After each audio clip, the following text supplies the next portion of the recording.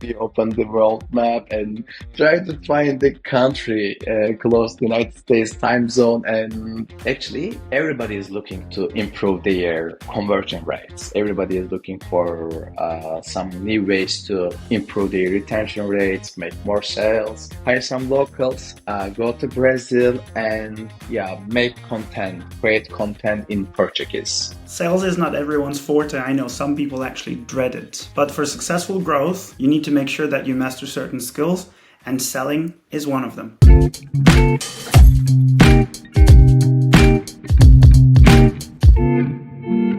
Hello, and welcome to this episode of Sales Therapy.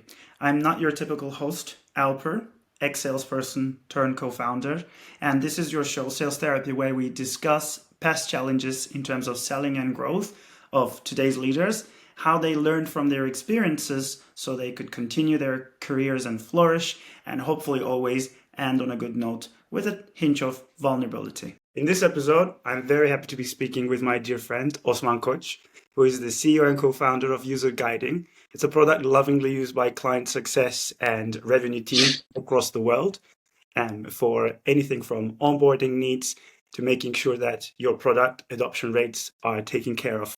Osman has started his career in the venture world, so he's no stranger to the world of startups. He went to build multiple startups in his career, and now he sits in the advisory board of many, giving back, I guess, to founders to be. Welcome to Sales Therapy, Osman. How are you feeling today? Yeah, thank you. Thanks for having me. Doing well. Excellent, my pleasure. Now, you just moved to London, but for anybody who doesn't know you that well, let's start a little bit with a warming up the conversation. I like to start because it's therapy from your childhood, actually. So, where were you born? Okay. Where did you grow up, and what led to coming to London? I was born in Denizli and I was raised in Konya.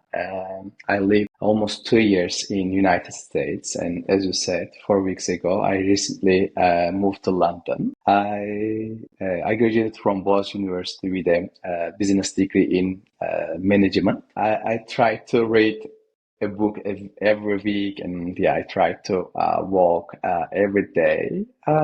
Yeah. I'm very excited to see London's tech ecosystem as well. Yeah, excellent. And you already jumped right into it. You're going to what's this called? World what was it? Web Summit in Lisbon, right? I went there last year. Yeah, yeah, yeah, You're going this year, right? yeah.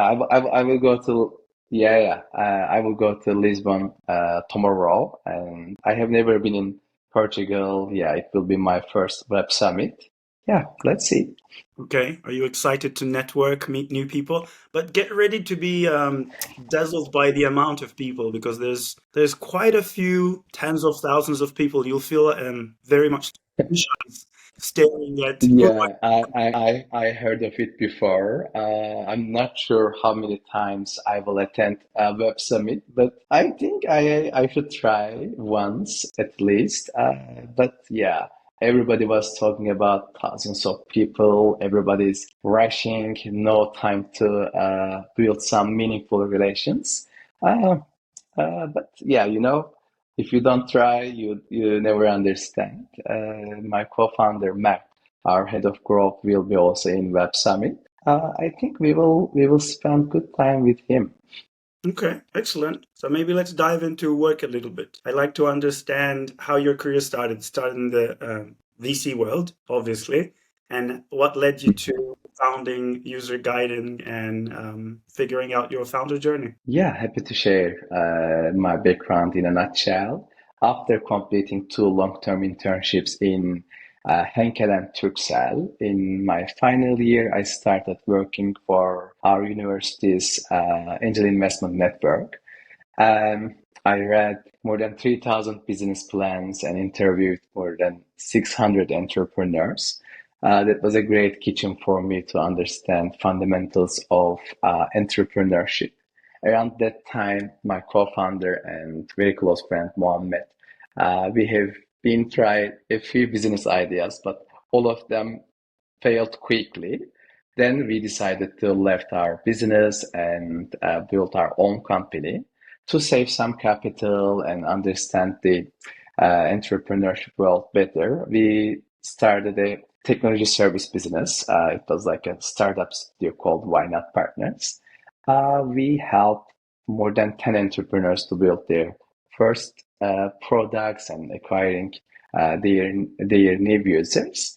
It's also a great chance for me to understand the entrepreneurship world by working with dedicated founders. Okay, excellent. Then we decided to go to San Francisco and our user guiding journey started. Okay, right. So I guess in between those things, or maybe in your journey in San Francisco, I like that we're talking about success stories here, and people who listen to this, they love hearing success, but I know that success doesn't come easily. So can you give us some juicy stories about some of the times where you had some real challenges where you felt like, okay, man, what am I doing? This is crazy, and some of those challenges that we can learn from. I think, yeah, the technology service providing job is quite exciting, and we were making good amount of money, but we have some standard scalability issues as every service providers have. Then we decided to build a product-centric company. That was a good idea. And yeah, we were in San Francisco, and at first a few months were crazy. Yeah, we were very sure we are gonna crack it. But after a few months, yeah, yeah, lunches are exciting. But after a few months, yeah, we were out of money and we tried to raise money. We tried to get some loans from financial institutions, but nobody joined the funding tour that we opened, and we didn't get any loans from financial institutions. That was very tough. Actually, it's easy to believe in yourself when a lot of people believe you, but it's really hard to believe in yourself when almost nobody nobody believes you. Yeah, it was very hard. Then yeah, we decided to go with Epsimo to make a lifetime deal. That was also a great idea at first. Yeah, we made a good amount of money in 2 weeks. Then we started to get hundreds of customer support tickets every day, and it turned into a whole nightmare for almost 1 year for us. Yeah, I think early challenges are tougher because yeah, you have no idea what you are doing, and yeah, during the time you get used to Are you, having challenges as well. are you trying to say it gets better? I'm not sure. I try to say we get used to it. Yeah. We are stronger. So anybody Yeah, listening yeah. should be aware, like it doesn't get necessarily easier. I really like that story. No, no, no, not at all. Sharing it so honestly. Obviously, like for us, raising in the middle of a very challenging financial time. We just closed our round last year. I see. When it started already becoming very scrutinous, it was hard. But I definitely get your idea. When others believe in you, it's also easier to believe in yourself. But then, when you're getting all those rejections, how do you build up your resilience? So when you get getting all those Yes. rejections, where do you go to? Where do you find that motivation? Mohammed and I have been very close friends, 18 years. And yeah, I think, and I know Mert and Alijan, other co-founders, for almost 10 years back in the days. I think, yeah, we believe in ourselves. Yeah, sometimes I lost my motivation, but Mohammed was having a very good time with user guiding. Sometimes he lost, but I love what we are doing.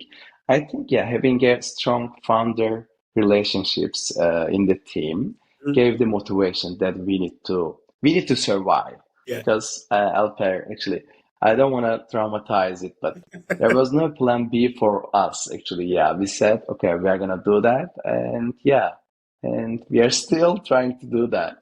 Um, Get to it now. yeah, that's what happened. What are the current challenges? Just before we dive into like the current challenges, I really like that message of having that relationship within the founding team. And I have huge admiration for people who do it on their own. Like one founder journey is, to me, it's just Yeah, How do you manage? Like, yeah, it sounds like impossible to me. impossible, absolutely impossible. You mentioned like a deal that you closed, which then opened windows and doors for you, right? Can you tell me a little bit about that? Like, how did you find that prospect? How did you convince them to go ahead with you? Yeah. Our product hunt launch was very successful. We got the good traction from product hunt. Then Epsimo deal came. But mostly my sales pitch is based on the deadlines and key actions. Actually, I always try to emphasize, yeah, the sooner you take these actions, the sooner we begin creating some value for you. Yeah. I'm also very happy to give some homeworks to customers. For example, we will create your first 5 guides and 2 segments this week and next week. We are gonna go live with your existing onboarding materials and start tracking how it is going. I think that's the secret we are doing nowadays. Okay. That is actually great insight, and no wonder then why you. I mean, full disclosure here, Osman and UserGuiding are a user of Flowland. They have been since the get-go. And actually, we never had this chat, so now it makes perfect sense why you love the product because it enables you to do exactly that, like create urgency with the client and handhold them, hold them to account for delivery, right? Mhm. In sales lingo, we call that like creating urgency, and we have different tactics. Some people love using fear of missing out. It Mhm. sounds like you tie it to their strategic agenda. For anybody listening and trying to hone in on their sales skills, are there any other tactics you try in a meeting or in advance to understand the client better, to convince them to create urgency? That's a great question. We always start understanding the needs because nobody is looking for a product adoption tool, right? Actually, that's that's nobody's dream to purchase and pay every month. Actually, everybody is looking to improve their conversion rates. Everybody is looking for some new ways to improve their retention rates, make more sales. Yeah, we always start. What do you need actually? How we can deliver your needs in a shorter time in an easier way. Since the day zero, we always focus on non-technical people. That's also a great chance for us to convince people because, yeah, when you start asking some time from development team, technical people team, it's also getting harder. Yeah, we always focus, yeah, let's talk about your needs, how we can deliver it, and how you can achieve these goals with yourself, actually. Yeah, we're always emphasizing these two topics in addition to urgency and, yeah, some deadline and key actions. Excellent. And you obviously you work with client success teams, but who else in the revenue team? Like, who's your key buyer, really? Yeah, we are working with B2B SaaS companies, mostly product teams, allow user guiding. Yeah. But yeah, we are also working with customer support teams, customer success teams, and yeah, but I think 66% of our existing client base are in B2B SaaS. Okay. And yeah, we will still targeting these people. Yeah, they know what they need. They are problem aware, solution aware. They are easier to acquire, and yeah, their net dollar retention rates are also much better than other segment. Excellent. We already dived into business a little bit, so maybe it's time to kick off the second section of the podcast, which is diving into Mhm. specific topics I want to ask you, where you have been building some experience. You've been learning from being beaten up by trying to figure them out, actually. So maybe let's go with the first one, which is how did you crack or how are you cracking PLG? Honestly, we were not even aware the term PLG when we started.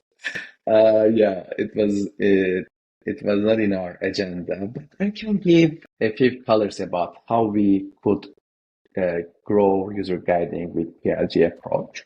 Yeah.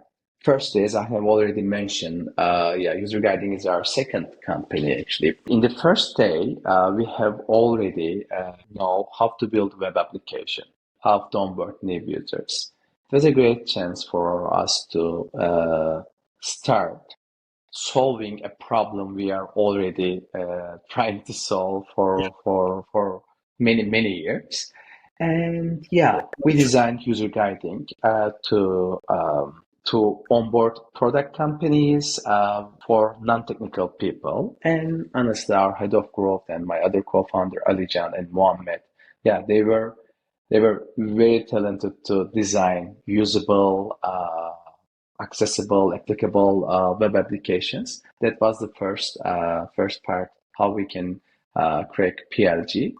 The second one, I already mentioned about AppSumo. Yeah, user guiding was a primitive tool back then. I'm talking about 5 years ago, and when 2,000 companies started user guiding, yeah, actually, it was super tough, but it taught us a lot because yeah, we were only three people, and yeah, we have to go with PLG. Otherwise, I have to hire maybe 10 customer support people.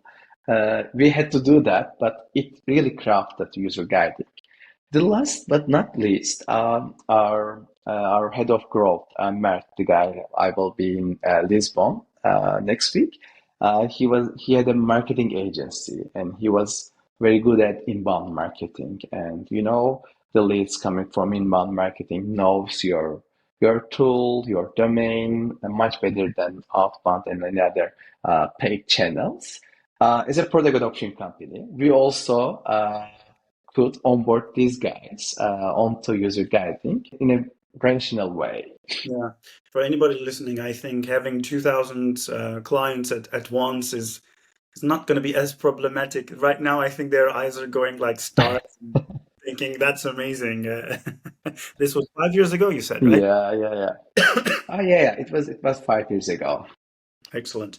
And ever since, of course, the company has grown, did you ever have this challenge of, a lot of products today face, am I a nicety, am I a vitamin versus am I a necessity, a painkiller?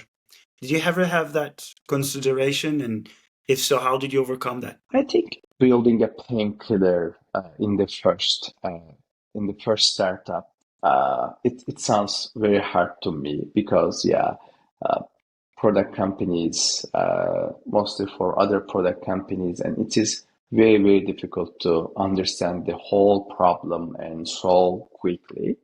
I think we also started as a nice to have product back in the days, but during your journey, yeah, you understand the problem, what people are looking for, what kind of problems they are trying to solve, and yeah, we decided what kind of features we need to add user guiding. For example, if you don't have some qualitative feedback collection surveys, NPS, as a product adoption platform, Yeah.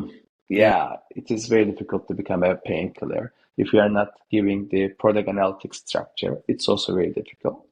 I think, yeah, we started as a nice to have product, but right now, yeah, we are a painkiller according to the feedback from our early customers. Yeah. Also, according to your monthly recurring revenue, I think you are a painkiller for a lot of people, as far as I know.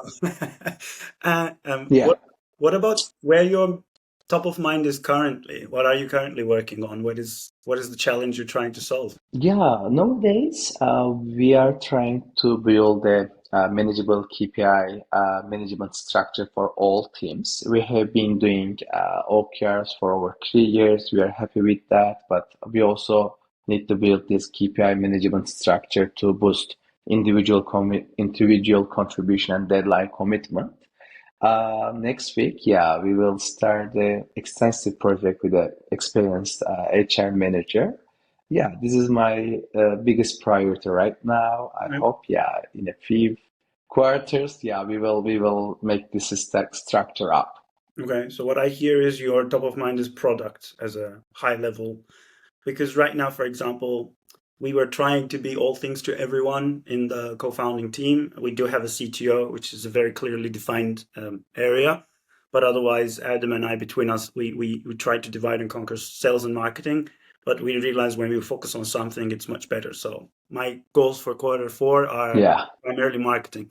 So you're currently focused on the product and improving it. That's good. Who generally takes care of sales and marketing? Like, do you still keep that in the founding team, or have you hired people for that? Yeah, we have Mert. Mert is leading marketing and growth, the growth team. Yeah, right now our sales team is reporting directly to me, but we have a great coach, Korhan Erçin. He's the ex-VP of sales of Yemek Sepeti and Alotech. Yeah, we are working with him as a VP of sales as a service. Okay. Yeah, we are getting a lot of help from other people. Yeah, I think when you have to build that skill, especially it's very difficult these days to be selling. I think everyone finds it challenging to find prospects, to close deals.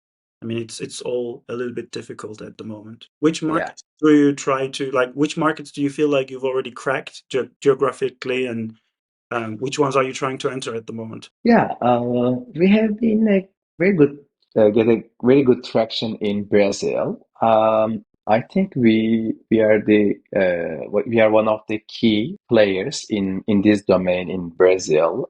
We are working with huge names like Totos, Americanas, Unico. Yeah, all of them are making billions of dollars in annual revenue.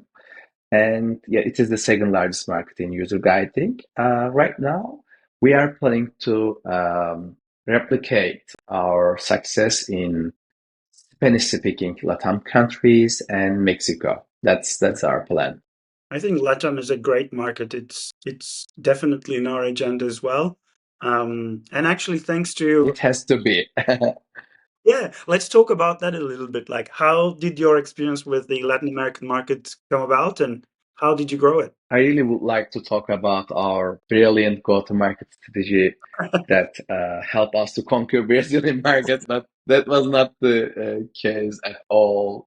Yeah, we raised 200K as a pre-seed round, and we are planning to build a sales team in the United States, but we were not aware, yeah, the candidates cost the company are exceeding our total funding amount. And we opened the world map and tried to find the country close to the United States time zone and with a vast talent pool.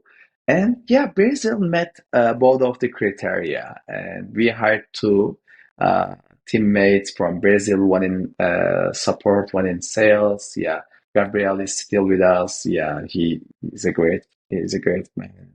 Um, and yeah, after we have some human resource in Brazil, we just started to make some little experiments in Brazil, and we saw a awesome early traction. Then we decided to invest in Brazil more. Although you say you're very humble that you didn't have a strategy, I love that story. But it seems like No, no, no. strategy in that you opened the world map and you figured out where to go. What obviously like costs was one, but how did you get the early signs of traction, demand, and how did you grow from there? Yeah, we started to make content marketing because we were already good at in English, and we started to translate our top performing blog post in English to Portuguese, and yeah, it got a very good traction.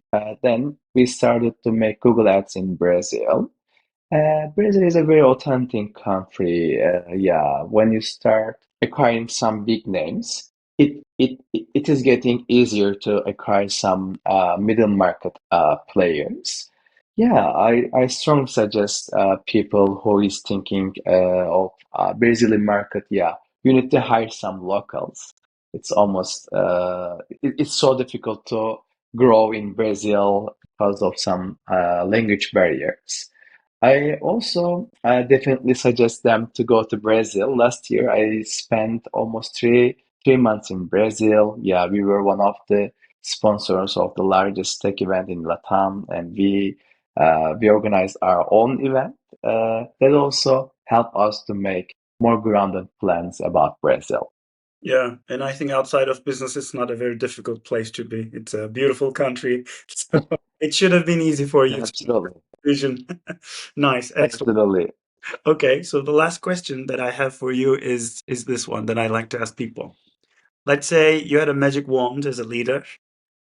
What problem would you like to solve? What problem would you like disappeared? Yeah. That's Take an interesting tough question, one. Alper. Yeah.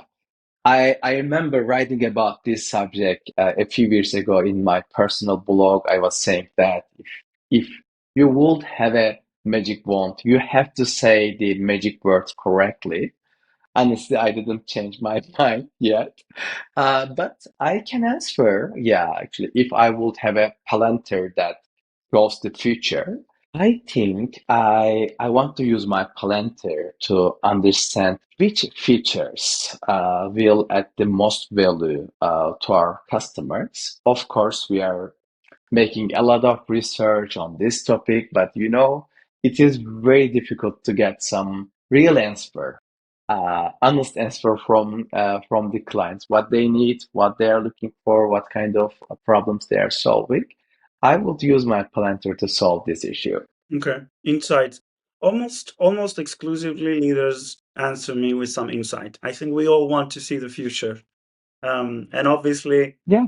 in terms of the buyer journey and what the buyer wants, which deal moves forward, what content they're actually interested in, etc. We try to build that into Flowline. I think insights are almost they come up somehow in every conversation. Excellent.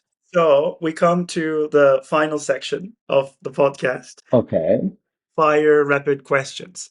So in this section, I ask you three questions. I give you 1 minute to answer each, and we go fast. Is that okay for you? Yeah, cool. So these will be as a leader, as a closer, and as a starter. Okay.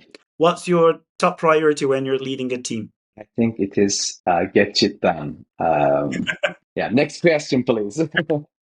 That was a very, very simple answer. Great. And as a closer, I would say, what's your go-to strategy for sealing a deal? You said you didn't have a strategy once, but you should have one now. Yeah, yeah. Actually, I think I already mentioned about, yeah, I'm always trying to time to value because I know everybody is in rush and competitive competition is for everyone. I'm always emphasizing, yeah, if you start today, yeah, you will start improving your product adoption metrics tomorrow. But if you start using video guiding 2 weeks later, yeah, you will lose 2 weeks improvement for your product, for your team, for your company. I'm always emphasizing this urgency and deadlines. And next question is as a starter, how do you handle uncertainty and risks when starting somewhere new? Yeah, I think, yeah, our listeners uh, got our point. Yeah, we are not focusing too much on uncertainty and risk. And I think we are too lucky because, yeah, if we made some assumptions and, yeah, overthinking, we are not having this call together. And our earliest investor and my super advisor, I could from Mobile Action always says, no assumptions, no overthinking. Yeah, it's kind of daunting at first, but you get used to having this kind of uncertainty and risk. And I also think, yeah, this no assumptions, no overthinking mindset makes us more braver. Okay, excellent. Just because we covered these two topics really well, I'm going to add in two there, if you don't mind. One is obviously your top market, LatAm. So anybody who wants to enter the Latin American market, can you give your top three tips? You already mentioned them, maybe in a summary. Hire some locals, go to Brazil, and yeah, make content, create content in Portuguese. Yeah, Yeah, would be my three, yeah, three top suggestions to everyone. I think create content was an excellent one, by the way, because we already create a lot of like English content. So why not just translate them and localize them? Yeah, why not? Of that. Absolutely. So, Osman, this has been a great chat. Our time is over, I'm afraid. And like every good therapist, I'm going to have to cut us on time. unfortunately. I see. If people want to find more about you, what's the best place to find you? Is it LinkedIn, Twitter? Do you want to share any credentials? Yeah, LinkedIn is the social media platform. Yeah, I am on. Yeah, yeah. People can reach out to me for any kind of issues about this journey. All right, so that's a wrap on this episode of Sales Therapy. If you want to listen to us, tune in and follow the next episodes. Subscribe on your favorite platform, and see you next time. I'm your host, Alper Yurder, and this was Sales Therapy. Bye. Thank you.